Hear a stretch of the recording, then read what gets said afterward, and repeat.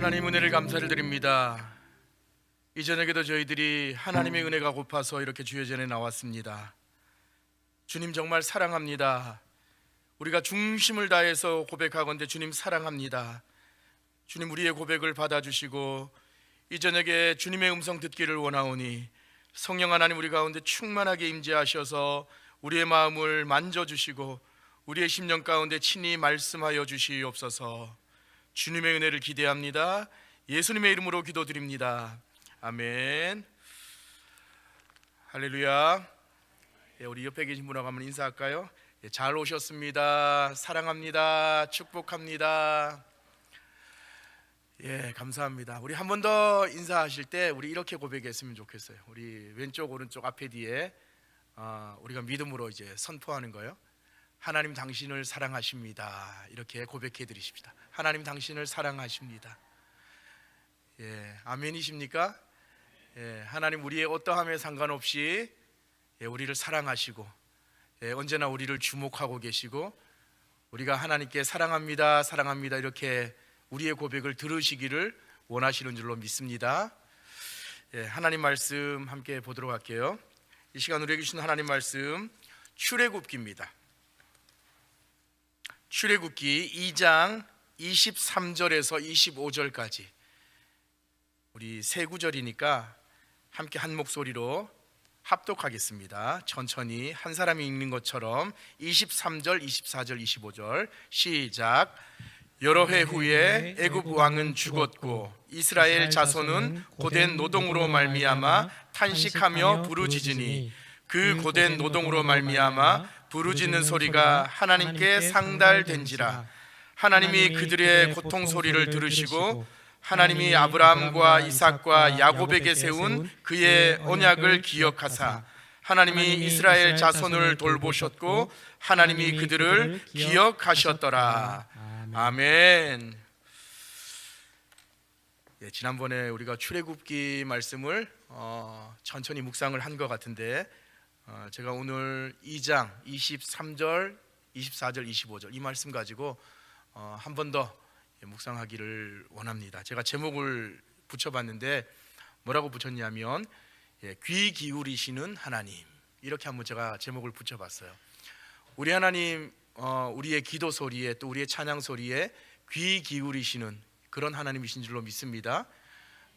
오늘 많은 물소리 찬양단이 처음에 이제 예배하면서 이제 찬양을 했는데 제가 뒤에서 이제 찬양하면서 매번 그렇지만 참 많은 은혜가 돼요. 은혜가 되고 그래 도전하는 것이 우리가 찬양할 때 예배할 때 가급적이면 그랬으면 좋겠다라는 마음이 있습니다. 우리 앞에 이제 예배 인도자가 찬양 인도자가 막 이렇게 선포하잖아요. 우리 손을 들고 찬양합시다. 막 이렇게 막 그러잖아요. 그런데 우리가 전부 다 뭐 누가 뭐 시켜서 그런 게 아니라 우리가 자원하는 마음으로 정말 가급적이면 하나님을 향해서 손을 들고 때로는 전심으로 이렇게 큰 소리 내서 우리 시편에 보면 여러 가지 어떤 찬양의 형태가 나오는데 우리가 그렇게 찬양했으면 좋겠다라는 마음이 문득 들었어요. 오늘 제가 숫자를 세하려 보니까 우리 많은 물소리 우리 싱어분들이 5분, 한 10분 이렇게 너무 좋더라고요. 제가 예전에 한 5년쯤 됐나? 제가 교육전도사 처음 이제 할 때 중고등부를 제가 섬겼거든요. 그때 그 시절에는 요즘은 잘 안 하는데 그때는 그 소위 그 문학의 밤 같은 거 있잖아요. 그때 경배와 찬양이 막 한창 이렇게 붐이 일어나고 막 그랬을 때 우리 찬양단 조직해서 중고등부 아이들 하고 문학의 밤 하면 뭐 꽁트, 스킷 드라마, 뭐 여러 가지 싱얼롱 뭐 이런 거 막 준비해서 한 2달 가까이 매일같이 우리 아이들 교회에서 살다시피 저하고 막 라면 끓여 먹어가면서 그렇게 연습을 하고 매일 밤 늦게까지 막 기도에 한 1시간 2시간 막 빡세게 하고 그러면서 이제 D-Day 이제 문학의 밤 이렇게 하면 저는 컨셉을 어떻게 짰냐면 초반부에 뭐 이 싱얼롱이나 스킷 드라마나 뭐 같이 이렇게 할 수 있는 어떤 그런 것들 성극이나 그런 것들 일단 좀 하고 거의 후반부에 한 1시간 반 2시간을 같이 예배했어요. 그 근교에 있는 많은 다른 교회 지체들 또 학생들 또 부모님들 많이 초청돼서 이제 왔거든요. 그래서 이제 우리 찬양단 조직해가지고 같이 1시간 반, 2시간을 그냥 예배했어요. 그랬던 것 같아요. 그게 맞는 거다라고 저 나름대로 생각을 해서.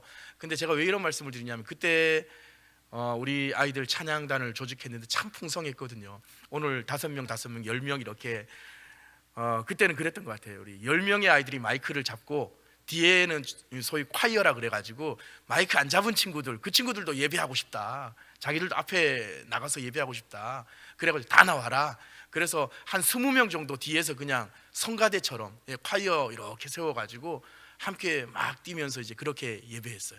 다른 교회에서 온 지체들이 전부 다 막 앞자리로 나와서 함께 같이 예배하고 그때 그 감격을 제가 잊을 수가 없습니다. 저는 이제 소망하건대 우리 교회도 찬양단이 많잖아요. 많은 물소리, 코람데오, 뭐 무슨 찬양단 앞으로 머지않아 그렇게 예배하는 날이 꼭 왔으면 좋겠다. 온 성도들이 함께 하나님을 향해서 손을 든다는 것은 하나님, 제가 하나님 앞에 항복합니다. 제 힘으로 할 수 있는 것이 아무것도 없습니다. 하나님만이 제 인생의 주인 되십니다. 이렇게 하나님이 하나님 되심을 인정하는 거잖아요. 여러분 멋있지 않습니까? 이 찬양 가운데, 이 예배 가운데 하나님을 그렇게 인정하면서 선포하면서 그렇게 예배할 때 성령 하나님의 그 놀라우신 그 임재가 우리 가운데 이루어지는 것이죠. 그런 예배를 하나님께서 정말 기뻐 받으시고 오늘 이 저녁에 우리가 예배했던 이 감격 계속적으로 이어졌으면 좋겠다. 제가 뒤에서 이제 기도하면서 그런 마음이 좀 들었습니다. 찬양 가운데 우리 하나님 임재하십니다. 찬양 가운데 우리 하나님 임재하시고 우리의 마음의 소원을 살피시고 또 응답하시고 그렇게 역사하시는 줄로 믿습니다. 귀 기울이시는 하나님이란 제목으로 제가 잠시 은혜를 나누기를 원하는데, 요 며칠 굉장히 좀 추웠던 것 같아요. 저도 한 일주일 이상을 감기가 걸려가지고 목소리가 많이 새고 그랬었는데 이제 좀 목이 좀 돌아왔습니다. 목이 새고 나니까 이 목소리 이 소리를 낼 수 있다는 게 얼마나 감사한 건지, 내가 기도할 수 있다는 것, 찬양할 수 있다는 것, 예배할 수 있다는 것, 이게 얼마나 감사한 건지 목소리가 안 나와 보니까 알겠더라고요. 여러분 감사하게 생각하시고 공예배에 바쁘다고 좀 바빠서 기도할 시간이 없어요, 예배할 시간이 없어요. 여러분 바쁠수록, 제가 지난 수요일 때도 그랬는데 바쁠수록 더 기도하셔야 돼요. 바빠서 기도 못한다? 바빠서 예배할 시간이 없다? 그 거짓말이에요. 사람이 일상이 바쁘잖아요. 그러면 하나님께 더 매달려야죠. 내 바쁜 이 일상 속에 이 일이 어떻게 틀어질지 모르는데 하나님을 더 간절히 붙잡아야죠. 그렇잖아요. 그러니까 바쁠수록 우리는 하나님을 더 찾아야 된다고요. 그래서 제가 목소리가 안 나와 보니까 하나님께 기도할 수 있는 것이 이렇게 감사한 일이었구나. 하나님을 비록 잘 못 부르는 찬양 노래지만 하나님을 목소리를 내서 이렇게 찬양할 수 있다는 것이 이렇게 감사한 일이었구나. 그런 생각을 좀 해봤던 것 같아요. 지난 날씨도 춥고 뭐 이렇게 우리나라 전체적으로 그리고 전 세계적으로 시국이 참 이렇게, 제가 정치적인 이야기 하려고 그러는 거 아니고요, 너무 이렇게 어수선하고 막 그랬잖아요. 많은 사람들이 뭐 이게 맞다 저게 맞다 뭐 그 얘기하는 게 아니라 얼마나 참 답답하고 불안했습니까? 물론 지금도 이제 여전히 그런 마음들이 없지 않아 있지만 뭐 경제는 경제대로 또 정치는 정치대로 참 녹록치 않은 어떤 그런 우리네 삶이 계속해서 이렇게 이어지고 있다, 그런 생각을 제가 해보는데, 근데 가만히 생각해 보면 그런 것 같아요. 우리네 삶이라는 게 이 개인이든 가정이든 아니면 교회든 뭐 나라든 이 고난의 경중을 떠나서, 고난이 크다 작다 뭐 이런 거 떠나가지고 고난의 시간은, 고난이라는 놈은 어떤 형태로든 우리 개인에게, 교회에, 나라와 민족에 어떤 형태로든 시시때때로 찾아오는 것 같습니다. 다만 우리는 추운 겨울이 지나면 이제 따뜻한 봄이 올 것이에요. 이제 벌써 1월 중하순이니까 이제 다음 달만 되면 이제 따뜻한 봄이 성큼 다가옴을 느끼게 될 것입니다. 겨울이 지나면 봄이 오듯이 이 우리가 겪는 모든 고난의 시간들, 이 고난의 순간들도 언젠가는 반드시 지나가고 평안한 어떤 그런 우리의 삶이 주어진다라는 거. 사실 우리 믿음의 사람들은 이걸 좀 알아야 될 것 같아요. 이 더욱이 중요한 게 뭐냐면, 우리 앞에 고난의 시간들이 닥치잖아요. 그 고난이 크던 작던 간에 우리 자녀들 가운데, 우리 가정에, 내 사업에, 우리 교회에, 이 나라 이 민족 가운데 어떠한 고난이 닥쳤을 때 우리는 어떤 것을 캐치를 해야 되느냐, 이 고난의 시간을 통해서 하나님께서 나에게 무엇을 원하시는지. 이 고난이 닥치니까 너무너무 힘들어, 막 여기에 그냥 매몰될 게 아니라, 주어진 환경이나 상황에 매몰될 게 아니라, 이 고난을 통해서 하나님께서 나의 어떠함을 다루어 가시기를 원하시는지, 하나님께서 우리 교회 가운데 어떠한 것들을 걸러내시기를 원하시는지, 하나님께서 우리 이 민족, 이 나라 이 민족 가운데 어떠한 것들을 하나님 앞에 내어놓고 회개하기를 원하시는지, 하나님의 그 참 뜻이 무엇인지 그거를 캐치하는 것, 우리 믿음의 사람들은 그게 더 중요하다고 저는 생각되거든요. 영적으로 여러분 민감하셔야 돼요. 어떠한 상황 속에서도 하나님은 우리에게 말씀하십니다. 어떤 영적으로 소위 막 이 도통했다 그러죠. 영적으로 아주 뭐 이렇게 뛰어나다라고 무슨 영적으로 뭐 그런 사람들, 그런 사람들만 어떤 하나님의 음성을 듣고 하나님의 뜻을 순간순간 매 순간 캐치하고 그런 게 아니라, 우리가 예수 그리스도를 믿음으로 고백하고 하나님을 아버지라고 인정하는 그 순간 하나님의 자녀된 모든 사람들은 어떠한 상황 가운데 있더라도 하나님의 뜻을, 하나님의 음성을 캐치할 수가 있고 들을 수가 있다라고 저는 믿습니다. 하다못해 길을 걸어가다가 길 옆에 이렇게 나지막하게 이렇게 피어오른 풀 한 포기, 꽃 한 송이, 그거를 통해서도 하나님 우리에게 말씀하셔요. 새벽에 일어났는데 새벽기도 이렇게 오다니까 찬바람이 휙 하고 부는데 내 뺨을 이렇게 스치면서 지나가는 그 바람 소리를 통해서도 하나님은 나에게 말씀하시고, 밤하늘의 저 별과 달들을 통해서도, 달을 통해서도 하나님 나에게 말씀하시고, 문제는 하나님께서 문득문득 우리에게 말씀하시는 바, 그 하나님의 음성을 내가 모든 상황과 환경 속에서, 아니면 내 옆에 있는 누군가를 통해서, 어떤 사건을 통해서, 이슈를 통해서 말씀하시는데 그거를 내가 캐치하느냐 캐치하지 못하느냐, 이게 영적 민감함이라고 저는 생각을 하거든요. 그래서 여러분 열심히 이 영적 민감함을 위해서 부단히 애쓰고 힘써야 된다라고 생각해요. 물론 이게 어려워요. 하나님의 음성을 듣고 하나님의 뜻을 캐치하는 게, 오늘 이 시대 가운데 하나님께서 원하시는 게 뭔가 이거 분별하는 게 참 힘들어요. 어렵죠. 그래서 우리는 부단히 이 영적인 내공을 쌓는 거죠. 이렇게 우리가 이 금요기도에 나와서 남들은 다 불금이라고 어디 이렇게 놀러 가서 막 유흥을 즐기고 어떤 인간적인 어떤 그런 쾌락을 쫓고 재미를 쫓고 그러지만, 우리는 지금 이 자리에 나와서 하나님을 예배하고 하나님께 기도하는 이유가, 이런 훈련을 거치는 이유가 바로 뭐예요? 영적인 내공을 쌓기 위함 아닙니까? 그래서 열심히 기도도 하고, 매일같이 우리 청년들 요즘 열심히 말씀 묵상하는 것 같던데, 말씀도 열심히 하고, 보고요, 큐티도 매일같이 하고요, 다 그런 맥락 아니겠어요? 영적인 어떤 그런 내공을 한층 더 끌어올리기 위해서 우리는 부단히 힘쓰고 애써야 돼요. 안 그러면 뜻하지 않은 고난이 찾아왔을 때 판판이 넘어질 수밖에 없는 거예요. 누가 가시돋친 말 한마디만 툭 해도 그냥 그 시험에 걸려서 좌절하고 넘어질 수밖에 없는 거예요. 너무 아프다고 그래요. 스스로 상처받았다라고 이야기하면서 나 내일부터 교회 안 나가, 막 이렇게 스스로 그렇게 결정해버리고. 여러분, 이게 다 그런 맥락 아니겠어요? 절망할 수밖에 없는 상황들이 우리 앞에 얼마나 많이 일어납니까? 생각해보세요. 우리는 모두 연약한 인생이기 때문에 극심한 고통 가운데 고난의 터널을 지나다가 보면, 그럴 때 도무지 하나님이 안 계신 것 같은, 하나님 도대체 어디 계십니까? 내가 이렇게 고난을 당하는데 하나님 도대체 어디에 계시는지, 하나님 도대체 뭐하고 계시는지, 하나님의 실존을 의심하게 되는 그런 상황들 우리 삶 가운데 참 많이 있잖아요. 그래서 우리는 평소에 우리의 믿음을 더욱 굳건하게 구축을 해야 된다는, 어떤 상황 속에서도 하나님을 온전히 붙잡을 수 있는 영적인 눈을 키워야 되는 거예요. 이런 맥락에서 여러분은 과연 오늘을 살면서 하나님의 실존을 얼마나 마주하며 살아가고 계셔요?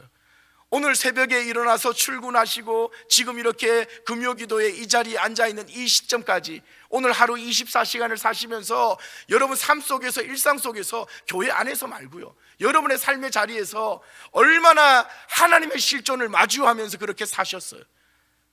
하나님을 얼마나 여러분 경험하면서, 하나님을 얼마나 여러분의 직장에서, 가정에서 하나님의 실존을 얼마나 마주하면서, 하나님을 인정하면서 그렇게 여러분 사셨어요?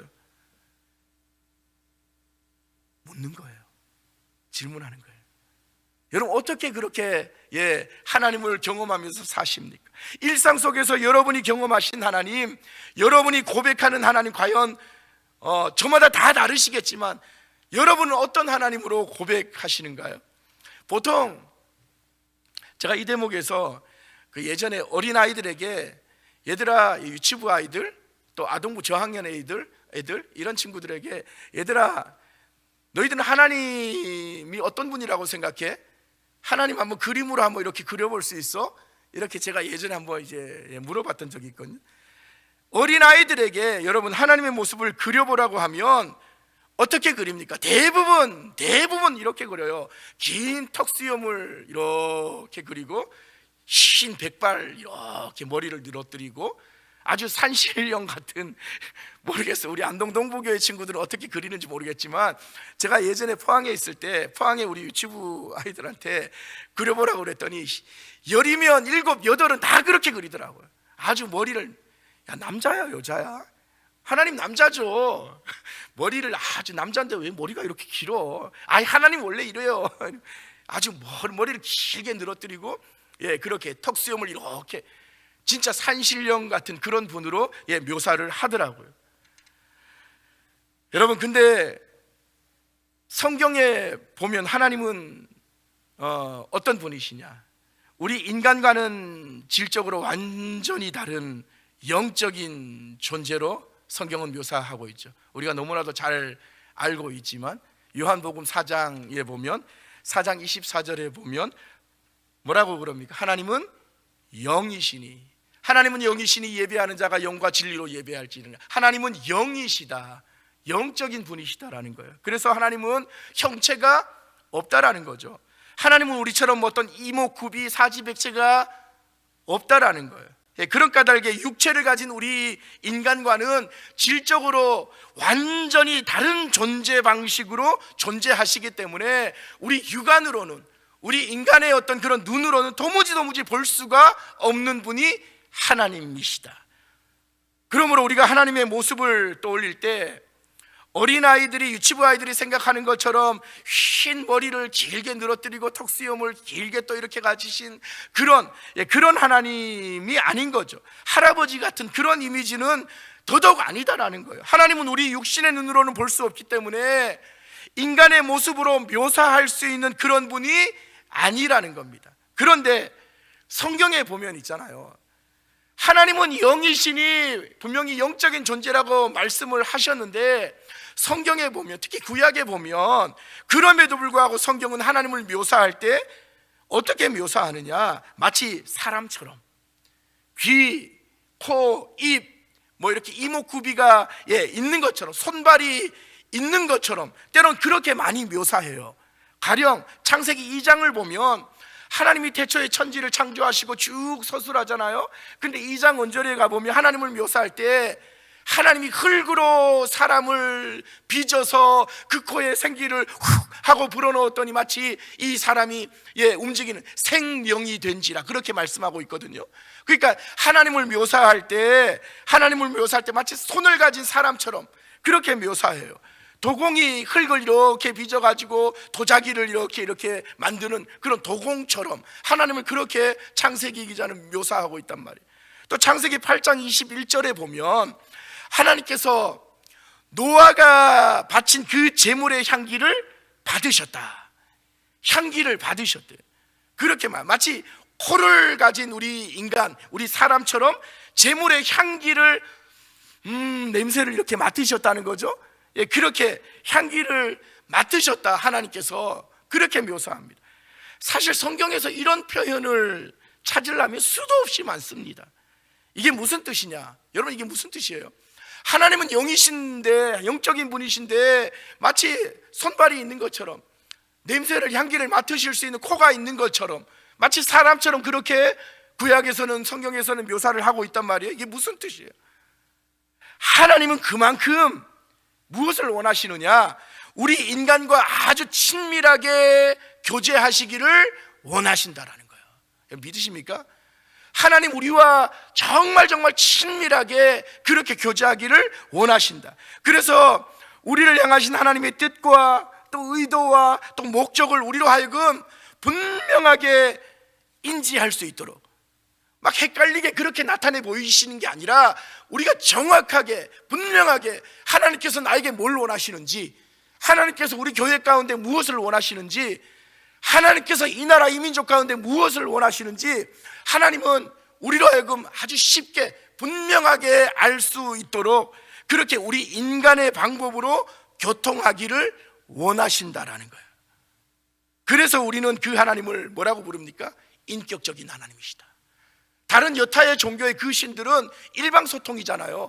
하나님과 우리는 상호소통인 거예요. 인격적인 하나님, 우리가 하나님하고 부르면 하나님 응답하시는 하나님, 그래서 귀 기울이시는 하나님, 내가 골방에서 나온 아주 작은 신음소리에 내면서 한숨밖에 쉴 수 없는 그런 상황 가운데 놓여 있을지라도 하나님은 그런 나의 작은 신음소리까지도 들으시고 내 마음을 헤아리시고 만지시는 하나님, 그런 하나님을 인격적인 하나님이다, 이렇게 우리가 고백하지 않습니까?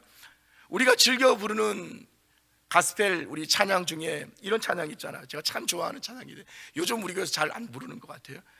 하나님 사랑의 눈으로, 하나님 사랑의 눈으로 너를 어느 때나 바라보시고, 하나님 인자한 귀로서, 하나님 인자한 귀로서 뭡니까?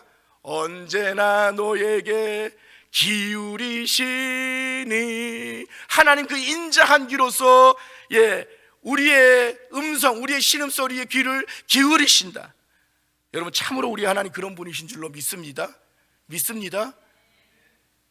하나님께서는 늘 당신의 자녀들을 사랑의 눈으로 바라보시고, 하나님 그 인자한 그 귀로서 우리가 아주 작은 신음소리를 낼 때 그 신음소리까지도 들으시고 응답하시는 하나님, 우리의 모든 간구에 귀 기울이시는 좋으신 하나님, 제가 믿는 하나님은 그런 하나님이세요. 여러분이 믿는, 여러분이 신앙하는 하나님은 어떤 하나님이십니까? 저는 그 하나님을 오늘 이 시간에도 믿고 그 하나님을 여러분에게 증거하기를 원합니다. 여러분, 오늘 본문을 보면 하나님의 이러한 면모가 여실히 드러나는 대목이에요. 오늘 본문이 무슨 내용입니까? 이미 우리가 다 잘 아는 내용이에요. 출애굽, 그러니까 애굽에서 종살이하던 이스라엘 백성들이 이 노동이, 노역이 너무너무 힘드니까 그 고된 노역으로 인해서 너무 힘들어서 고통과 절망 가운데 탄식하며 하나님께 부르짖었더니 하나님께서 그 소리를 들으셨어요. 그 소리를 들으시고 오늘 본문 뭐라고 말씀합니까?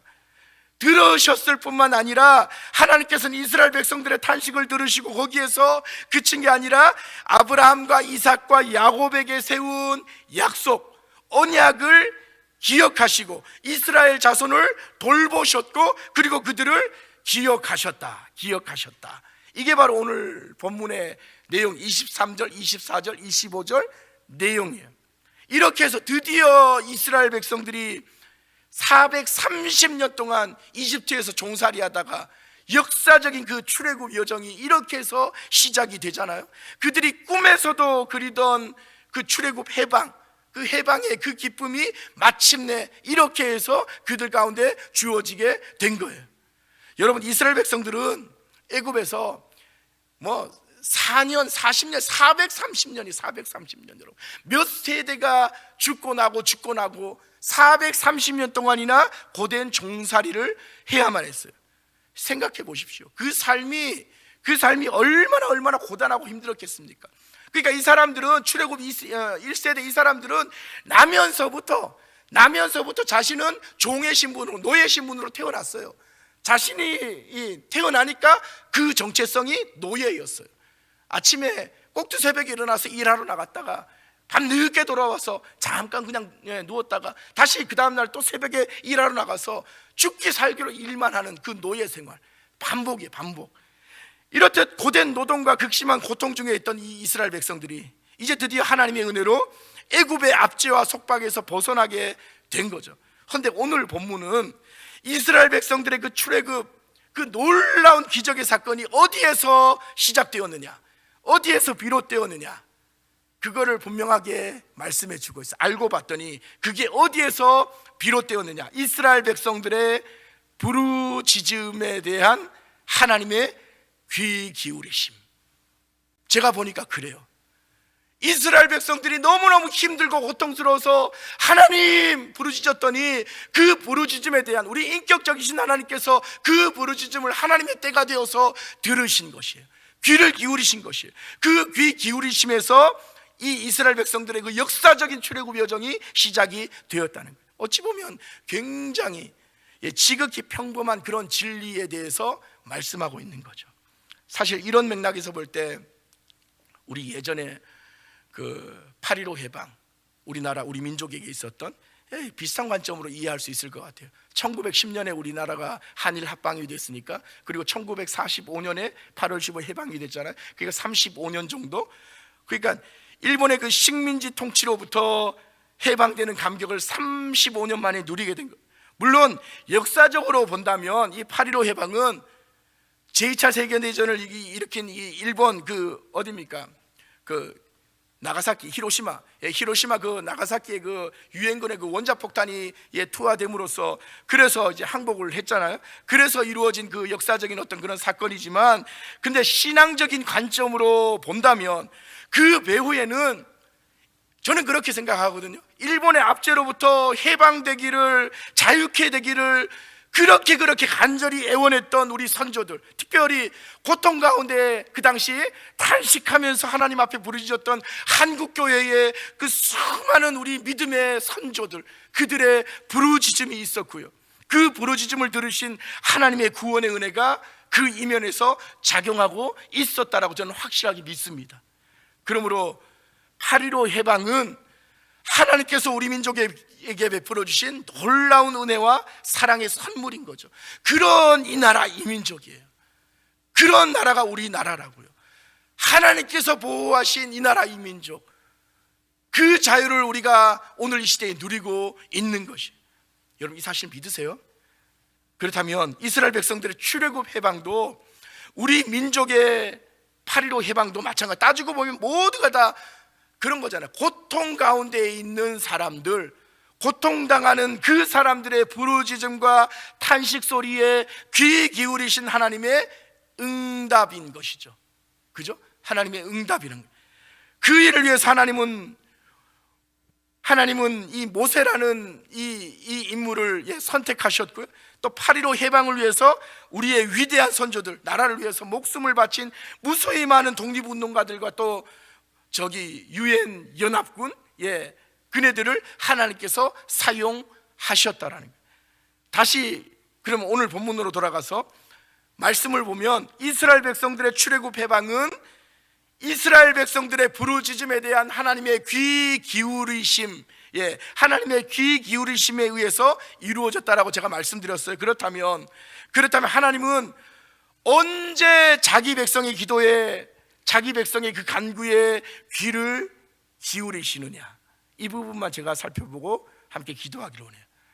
물론 하나님께서는 누구든지 기도하면 관심을 가지시고 귀를 기울이시지만, 특별히 고난 중에서 그 아픔과 고통을 하나님 앞에 전심으로 토로하면서 또 전심으로 하나님 앞에 탄식하면서 부르짖을 때 하나님은 귀 기울이신다는 사실, 이 사실 여러분 기억하시기 바랍니다. 그래서 오늘 보면 23절에 보면 이스라엘 자손은 고된 노동으로 말미암아 탄식하며 부르짖으니, 이렇게 이야기하고, 이스라엘 백성들이 탄식하며 부르짖었다, 부르짖었다, 이렇게 말씀하고 있는 것이에요. 여러분 그저 조용히 앉아서 일하다가 잠시 쉬는 그 브레이크 타임 때 그 조용히 앉아가지고 그냥 자신의 어떤 그 마음의 어떤 그 간구 소원, 그 간절함이나 뭐 그런 것들 그 별 기대 없이 하나님을 바란 게 아니었다라는 거예요. 그냥 습관적으로 형식적으로 기도의 자리, 금요 기도회니까 그냥 습관적으로 나와서 그냥 내가 원래 앉던 그 자리 정해진 자리는 아니지만 늘 내가 앉던 그 자리에 앉아서 그냥 습관적으로 형식적으로 중언부언하는 그런 기도, 그런 간구가 아니었다라는 거예요. 그렇게 하나님의 도우심을 구한 게 아니다라는 거예요. 그들은 있는 힘을 다해서, 사력을 다해서, 목이 쉬든지 말든지 있는 죽을 힘을 다해서 탄식하면서 죽을 각오로 하나님 앞에 간절히 부르짖었는 거예요. 하나님 보십시오. 지금 우리의 상황이 너무너무 고통스러워서 이제 더 이상 견딜 수가 없습니다. 하나님 우리를 죽이든지 살리든지 하나님 이제는 마음대로 하십시오. 하나님 이 나라 이민족을 한번 보십시오. 이 나라 이민족을 긍휼히 여겨주십시오. 이렇게 죽을 힘을 다해서 이들이 하나님 앞에 부르짖었다라는 거예요. 이렇게 죽을 각오로 탄식하면서 아주 간절히 하나님께 부르짖었어요. 상한 심령으로, 통회하는 심령으로. 하나님의 은혜만이 살 길입니다. 하나님의 도우심만이 살 길입니다. 이렇게 간절하게. 여러분 시편 34편 18절에 보면 시편 기자가 이렇게 고백해요. 여호와는 마음이 상한 자를 가까이 하시고 중심으로 통회하는 자를 구원하신다. 또 시편 51편 17절에도 하나님께서 구하시는 제사는 상한 심령이다. 상한 심령. 하나님이여 상하고 통회하는 마음을 주께서 멸시하지 아니하시리다. 여러분 이렇게 상한 심령이 아니고서는 하나님 앞에 온전한 기도, 온전한 예배를 드리기가 어려운 것이. 시편 기자는 오늘 그걸 우리에게 말씀해 주고 있어요. 사실 여러분 우리 가운데도 경험해 본 사람이 많을 것이에요. 이미 경험해 본 이런 하나님의 은혜를 경험해 보신 분들 이 가운데도 참 많을 거예요. 때때로 우리가 어떤 가정 가운데, 내 삶 가운데, 내 육신의 어떤 질병으로 인해서, 내 자녀의 어떤 문제로 인해서 이런저런 어떤 삶의 문제 가운데 맞닥뜨렸을 때 그때 아주 아픈 마음으로, 상한 심령으로, 전심으로, 그 새벽 기도였든 아니면 혼자 나오셔서 기도하는 그 기도의 자리였든 전심으로 하나님께 부르짖어 기도했더니 우리의 그 소리, 그 간구를 하나님 들으시고 어느 순간 하나님 내 마음을 만지시고 위로하시는 그 하나님의 그 따뜻한 손길을 여러분 경험해 보신 분들 이 가운데도 많으실 거예요. 그리고 하나님 응답하시죠. 하나님의 그 만지심과 그 도우심의 손길. 그래서 우리의 마음이 그 순간 위로를 받고 다시금 세상으로 나갈 힘을 얻게 되는 거잖아요. 환경은 바뀌지 않았지만, 상황은 바뀌지 않았지만 하나님께서 내 마음을 만져주시고 세상을 이길 담대함을 주시고 용기를 주시니까 모든 게 그냥 눈 녹듯이 no problem, 문제 없어, 담대하게 나가는 거죠. 그리고 나갔더니, 믿음으로 나갔더니 어떻게 돼요? 까닭 없이 그냥 모르겠어요. 까닭 없이 잘 되어지는 어떤 그런 삶의 형통함. 여러분 그런 거 못 느껴보셨나요? 이미 이 가운데 많이 경험해 보셨으리라 생각. 어느 순간 막혔던 삶의 문제, 막혔던 담이 나도 모르게 내가 그렇게 힘쓰고 애쓰지 않았는데 하나님께 전심으로 부르짖었더니 어느 순간 내 앞에 이 삶의 문제에 막혔던 그 담이 어느 순간 허물어지고 까닭 없이 그냥 술술 풀리는 거죠. 그동안 막막했던 내 앞에 인생길이 기적적으로 열려지는 실제적인 하나님의 도우심을 경험하신 분들 이 자리에 계시잖아요. 그죠? 하나님 그런 분이셔요. 여러분 우리가 하나님께 이렇듯 진정 상한 마음으로 통회하며 부르짖을 때 이런 놀라운 일들이 일어나게 되는 줄로 믿습니다. 하나님은 귀 기울이시는 하나님이에요. 여러분 내 모습이 지금 내 삶의 모습이 이렇게 찌질한데 내가 교회에도 매번 이렇게 바쁘다는 핑계로 빠지고 뭐 이렇게 저렇게 하나님 보시기에 너무너무 내 삶이 엉망인데 괜찮아요. 여러분 그거 가지고 너무 자책하지 마시고 너무 자괴감에 빠지지 마시고 너무 뒤로 물러서지 마시고 너무 침륜에 빠지지 마시고 그 모든 것들이 다 거짓 메시지, 사단이 주는 거짓 메시지. 괜찮아요. 그냥 있는 모습 그대로 하나님 앞에 나오시기 바랍니다. 내 삶의 모습 있는 모습 그대로 하나님께 내어드리시길 바라요. 그러면 하나님께서 귀를 기울이신다니까요. 이미 하나님께서는 여러분 한 사람 한 사람, 여러분 삶의 그 형편 이미 주목하고 계시고, 그래서 그래 그거야, 네 마음 그대로 너의 있는 모습 그대로 나에게 그래 말해주렴. 내 사랑하는 아들아, 내 사랑하는 딸아, 내가 이미 너의 삶의 상황과 형편을 이미 알고 있지만 너의 목소리로 너의 마음으로 나에게 그렇게 말해주기를 내가 그거 원해. 하나님께서 그렇게 우리에게 바라고 계시는 것이, 이미 주목하고 계시고 이미 우리에게 귀를 기울이시는 하나님. 여러분 그 하나님을 이전에게도 신뢰하심으로 우리가 믿음으로 우리의 있는 모습 그대로 뭐든지 괜찮습니다, 하나님 앞에 토해 놓으시기를 주님의 이름으로 축복합니다.